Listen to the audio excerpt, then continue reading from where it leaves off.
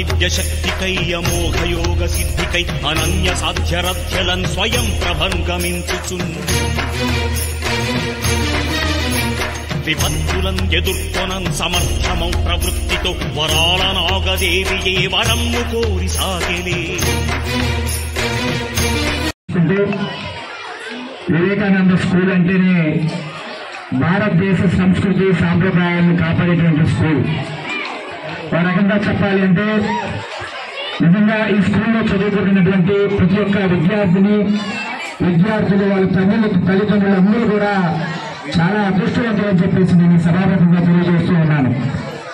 ఎందుకంటే కేవలం ఇది మాటలు మాత్రమే కాకుండా ఈరోజు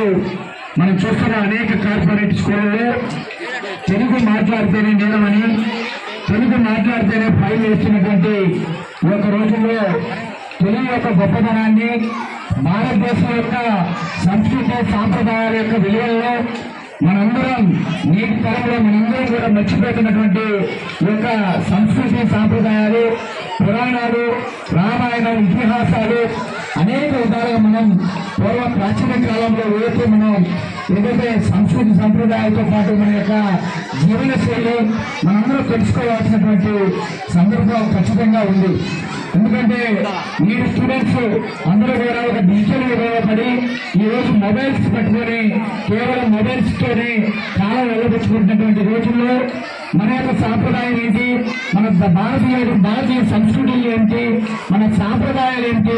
మన యొక్క ఇతిహాసాలు, మన యొక్క పురాణాలు, వీటన్నిటి గురించి చాలా చక్కగా విద్యార్థులందరి చేత చక్కగా తెలుగు మాట్లాడిస్తూ, అదేవిధంగా మరీ ముఖ్యంగా చెప్పుకోవాల్సింది తల్లిదండ్రులు గురువుల మీద విద్యార్థులకు చక్కని గౌరవ భావం, ఒక దైవ భావం కల్పించే విధంగా వీళ్ళు వారందరూ కూడా చక్కగా తీర్చిదిద్దుతున్నటువంటి రామకృష్ణ మాస్టర్ గారికి, అదేవిధంగా ఈ స్కూల్లో విద్యార్థులుగా పనిచేస్తున్నటువంటి ప్రతి ఒక్కరికి కూడా పేరు పేరున శిరస్సు నుంచి ధన్యవాదాలు తెలియజేస్తూ,